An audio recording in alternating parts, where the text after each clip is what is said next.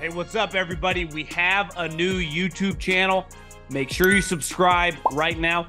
Leave a comment on the video. Share it with your friends. It's also a podcast, 3 and Out, wherever you listen with me, John Middlekauff, Apple, Spotify. We have you covered, as well as thevolume.com. We have merch. Check out. I got 3 and Out hats right now. Thevolume.com. Search the podcast. Buy some merch. What is going on, everybody? John Middlekauff. If you're watching this, I'm probably already at the combine, rocking and rolling, putting some stuff together that will come out on this channel over the next couple weeks. Coaches, GMs, and who knows who else. So we are in Indianapolis, and that's what we're going to do today, is kind of go over what is important at the combine. The things that matter most, kind of in order, and ultimately what does not matter. But this is going to be a combine-heavy podcast. And as we saw, the salary cap is now $255 million, which is not much more, but more than expected. So that, has ramifications of all these GMs going to the combine and trying to figure out what they need, what they don't need, and how much guys are going to cost. And then, of course, all the draft picks who are there as well.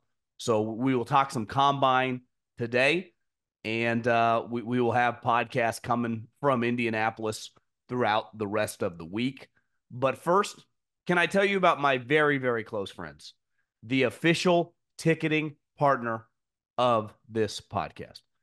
And if you want to go to any event, a basketball game, college or pro, a hockey game, a baseball game, a concert, a comedy show, I have you covered. Just download the Game Time app, and you can search any arena, any area, type in where you live, find out what is coming your way. And then when you buy your first pair of tickets, use the promo code JOHN, promo code John, get $20 off your first pair of tickets. Couldn't be any easier to use. Just download the Game Time app. It gives you good sight lines, how much things cost, the price points, and then promo code JOHN, that's my name. Save $20 and enjoy yourself. And don't even need a thank you. Just hammer that promo code.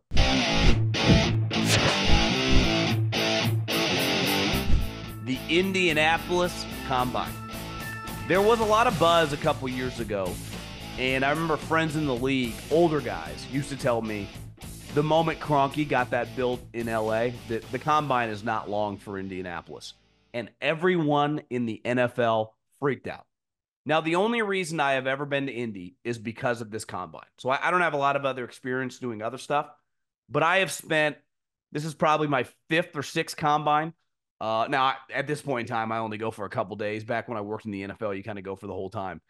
It is like Vegas in the sense that it is very, very easy to get from building to building without going outside. And even in Vegas, you have to go outside if you want to cross the street, kind of those upper bridges. Well, the bridges in Indy, because it's a freezing cold city, even though it's not supposed to be very cold, are all, covered. You never need to go outside, ever. It is one of the great convention cities, and I haven't been to them all, but in America, and it's perfectly built for this event because you can house the media, you can house the players, everyone where the players stay. They never even have to go outside to get to the stadium for the workouts. This place is just perfect for this event. And I'm glad that they worked some stuff out. It looked like they were going to end up in LA, that they just stay in Indy. And honestly, and I get businesses, times change. This event should stay in Indy moving forward. Now, let's talk big picture, what matters and what doesn't. And we'll just bang out some things. To me, the number one goal of the NFL Combine for NFL teams, that's being a GM or a head coach, and obviously they work hand in hand this time of year, is not the college kids, because the draft is at the end of April. And let's face it, the most important part of this combine for the college kids is the medical, which GMs, coaches, scouts have nothing to do with. Your doctors and your trainers, every kid goes through basically every team and gets a full physical, and that's very important for the players. The number one thing, though, is free agency and transactions. And this is the ultimate convention where I guess not every coach goes anymore. Actually, a lot of coaches are not attending, but every general manager is there and every scouting department is there, just like every agent is there. And it's never been easier to do business now on FaceTime, on text, calling, right, email, whatever. There is nothing like being in person. We've all, listen, I've been working from home for 7, 8 years. There is nothing like doing a deal in the flesh. That's where deals gets done at the highest levels because there's a personal element to this. And when you're talking these free agent contracts or contract extensions exceeding $100+ million in guaranteed numbers, it makes it a lot easier to do a deal in person. So this week, the number one goal for all these teams is to figure out how much your own guys cost, how much your own guys that you're on the fence of paying, what you can get for them on the open market, and then how much the guys that you want in free agency cost. So when you go home at the end of the week, you still have a couple weeks. I think the official date this year is March 11th. How much I have to pay for my own guys, how much I have to pay for the guys that I want to fill the holes on my team, and how much, if I'm interested in extending a guy's contract on my own team, a good player, how much that is going to cost. And that's what the next 6 or 7 days is all about. So if you're the Tampa Bay Buccaneers, okay, I saw a report today. They want to keep Mike Evans as a Buck. Well, what type numbers are we talking? We want to keep Baker Mayfield as our quarterback. How much is that going to cost?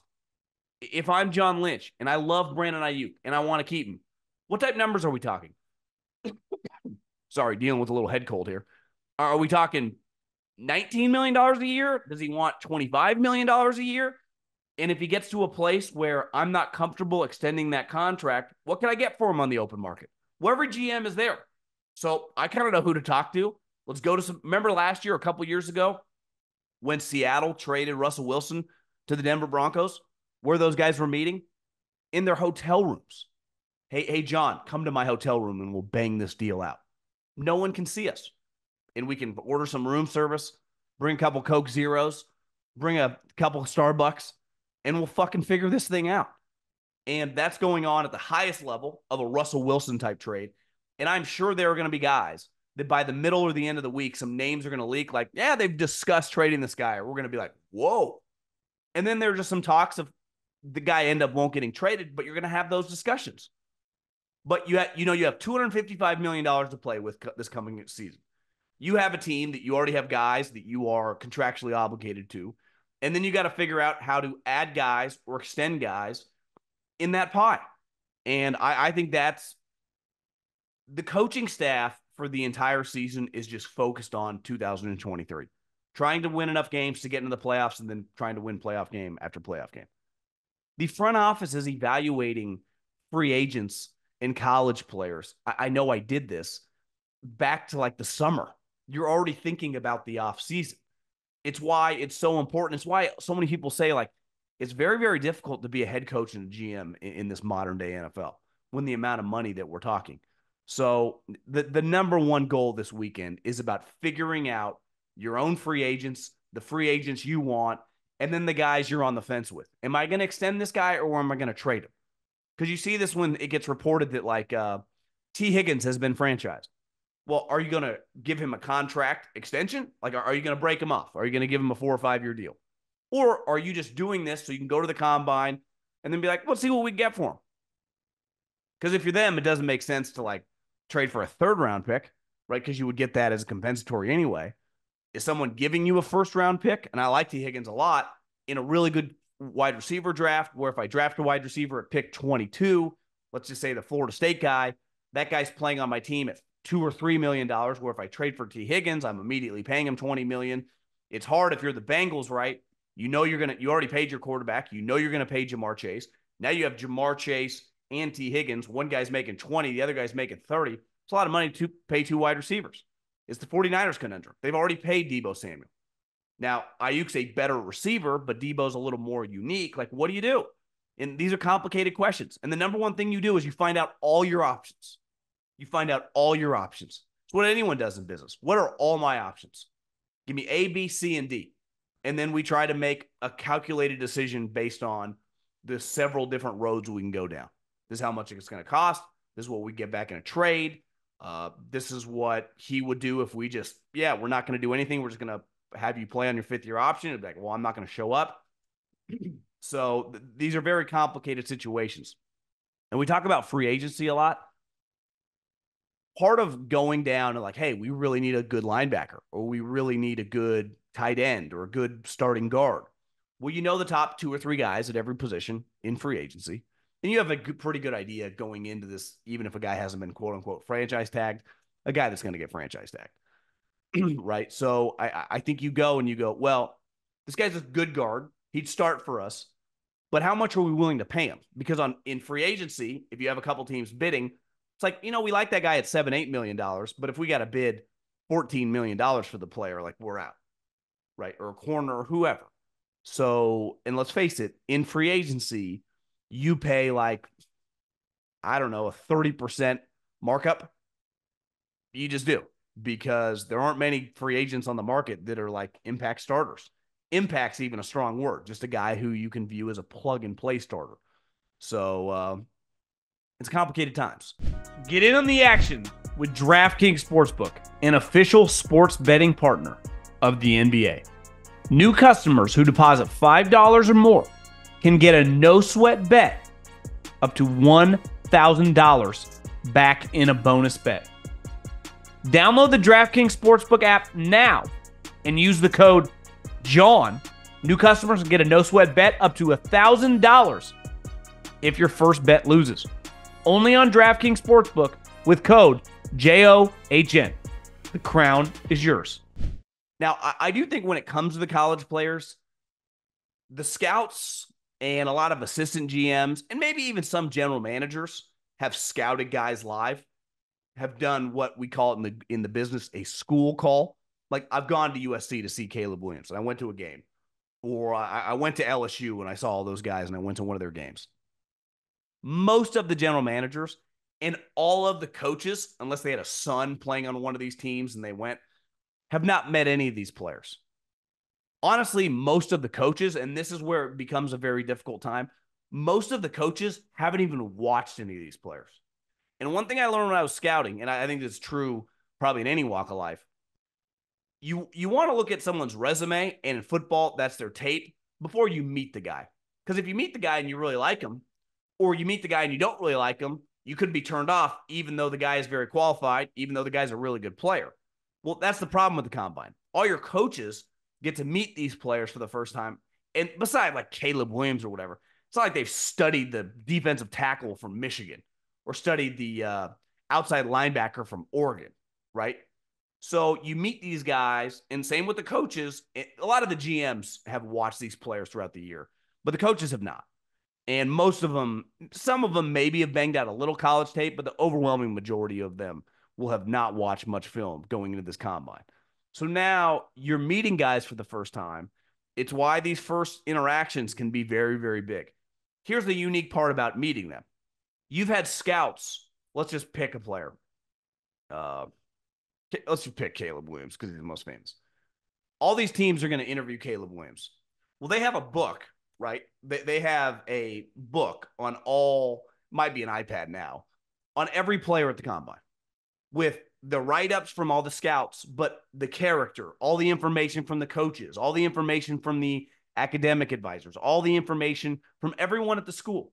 So I already know a shitload about you as a human being, even though you've never met any of us. So I can talk to you, and I have some highlighted things that we want to touch on based on my scouts going through there. So while the first time I ever shake your hand and look you in the eye, I have all this information on you. Now, because it's a public job, you have information like if I'm Kyle Shanahan or Sean McVay or whatever, Andy Reid, you know who I am, but I'm interviewing you. So it's a very important time. It's the first interaction, but ultimately that meeting, I would say goes little in terms of the big picture evaluation of whether we're going to draft or not, but it is the first time you ever meet the player. And the GMs probably, you're able to meet 60 of them over the course of the week, 15-minute interviews. So it's not like you get to sit down with the guy. Imagine if you had to invest in an employee, a first rounder at millions of dollars, and you get 15 minutes. So there's a lot more as this process goes on. usually fly to their pro day, try to take them out to dinner. You bring them into your building. So this is only the beginning, but it is the first time. And once they go on the field, everyone makes a really big deal about this. Like, why do we care about 40s? Why do we care about the broad jump? Why do we care about all the measurables? Ultimately, you're not paid to jump, and you're not paid to lift weights, and you're not paid to run a 40. Belichick's always said this. We pay the guys to play football, not to play combine. And it is true. But look at the combine a lot like the details of a house when you're looking to buy, right? The size of a kitchen, the size of a backyard. How many car the garage do you have? How many rooms are in the house? Is it been remodeled? Has it been updated? All those go in to the price that you have to pay for the house. This combine does not determine whether you're going to be a good or bad player in the NFL. Honestly, it has little to no impact. It does help determine, though, your value in the draft. So if I'm a wide receiver and I run a 4.68, that's not going to be ideal. And I'm going to fall in the draft because of my time speed. Now, once I get to the NFL, if I'm a great route runner, if I'm strong at the point of the catch, if I make contested catches, if I'm able to get open, if I'm just a really good player, that 4.68 will not define me. Keenan Allen was an excellent player in college.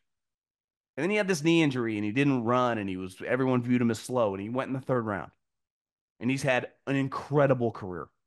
Devontae Adams, who was an awesome player in college, smaller school, but was a badass. Went to the combine, didn't run that fast. Went in the second round. He's, a Hall of Fame level talent. A lot of corners. Now, this is one position, like, it's hard to play corner when you're slow. So when a guy at corner runs a 4.60, now there are schemes, especially zone schemes, that you can scheme around. But eventually, as a DB, especially on the outside, you're going to be in a one-on-one situation and look around the league. A lot of guys can run really fast. Now, there are other positions where I remember Hufanga, the 49er safety, he tore his ACL this year. You get these guys that don't have a position. You got, is he a safety? Is he a linebacker? It's a lot of overthinking, rightfully so, because you're not doing this evaluation off film. You're doing it off the combine. But the combine, your weight, your height, everything, all your athletic measurements do help determine the price I have to pay for you as a team trying to draft you. So if you run really fast, if you measure all the athletic, testing really well, then what's going to happen? I'm going to probably, and your tape's good, it's going to be very, very expensive with draft capital to get you. But if God, he's really out of shape, he doesn't look great, but we love his tape, maybe you fall a round or two. That's just a reality of this combine. So there are going to be guys that run really fast. There are going to be good players that run really slow. And if you go on the internet, people will be freaking out. Like, we do this every time. Yeah, because it determines your market value. It does not determine your talent. It does not determine how good of a football player you're going to be. It does help determine where you're going to get drafted, though.